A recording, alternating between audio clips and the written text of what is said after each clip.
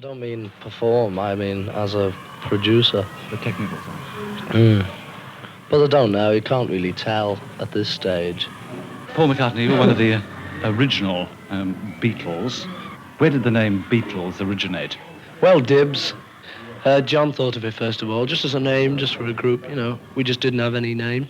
Well, yeah, we did have a name, but we had about 10 of them a week, you know. We didn't like this idea, so we had to settle on one particular name.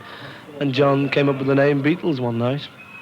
And he sort of explained how it was spelt with an EA, and we said, oh, yes, it's a joke. Since when it's come to represent a large section of the young population in England called the Beatle people. Do people regard yourself as leaders of this particular group? No, we're not leaders of any sort of a group. The thing is, people always say, well, you started great trends and things. But in actual fact, all that we've done is gone along with the trends. And if, in going along with it, we sort of encouraged other people to go along with a couple of our ideas, you know, all very well, but we haven't tried consciously to start anything like a trend, you know.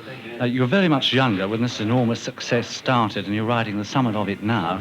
Do you see it as a peak, a mountain, interfering with the flow of your life? I don't really know what you mean by very much younger. It was only a year ago. But you've been working since '58, haven't you? Well, yeah, not working, you know. I mean, strictly speaking, we've been out of work since '58, and we've been doing this as a hobby, because we've only been doing it as semi-pros. I left school and went right into it, and we were only sort of picking up a few quid a week, you know. It really wasn't work. I think the main thing is now that as we've got ourselves a bit of security, we don't really have to worry, at the moment anyway, what we're going to do after it. So we don't. None of you are really concerned with going on in this field as a profession. Yeah, of course we are. I think all of us really, if it all suddenly flopped, then we would do something in this profession.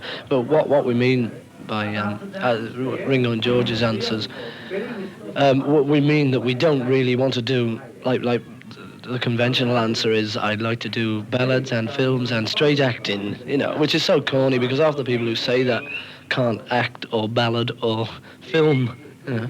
So we probably wouldn't want to do that unless we thought we could do it. We're having a bash at a film next year, and if we find that any of us can act, then possibly one, you know, when it finishes, say one out of us may become actors, but we haven't got any great hopes of being actors at the moment. It said, John Lennon, that you have the most goon-type humour of the four Beatles. Who said that? I think I read it in one of the newspaper reports. Oh, you know what the newspapers are like, huh? No, what are they like? Wrong. This is not going wrong. I want to get a nice personality bit. I haven't got a nice personality. Is this evidence of goon-type humour? No, I don't think I really have goon-type humour. That's just an expression people use. What's the success you've enjoyed with the Beatles meant to you personally? More money than I had before. That's the good bit. Is it going to make any difference to your life, the way you live it after, say, this calms down, the enormous excitement you're generating at the moment? I don't know, no, really. Do you think a career as a comic might open up to you? No. I don't stand a chance of being a comic. Why not? I'm not funny enough. You're interested in poetry at school. Who said? It's printed in a book compiled by the Beatles and entitled The Beatles. I haven't read that book. We don't normally write those things. Written any good comic poems lately? Yes, sir. I just happen to have here by sheerest coincidence.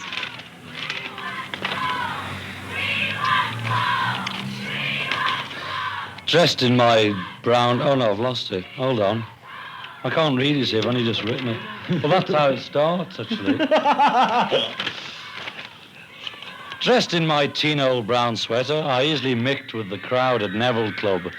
I see me ho.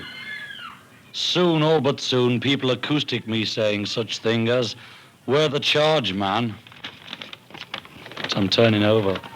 All too soon, I notice boys and girls sitting in a hubbled lump, smoking hernia and taking Odeon and getting very high.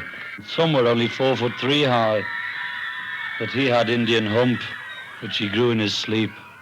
But things like that just help me keep sane. Is this business enough to drive you insane? No, I'm quite normal, really.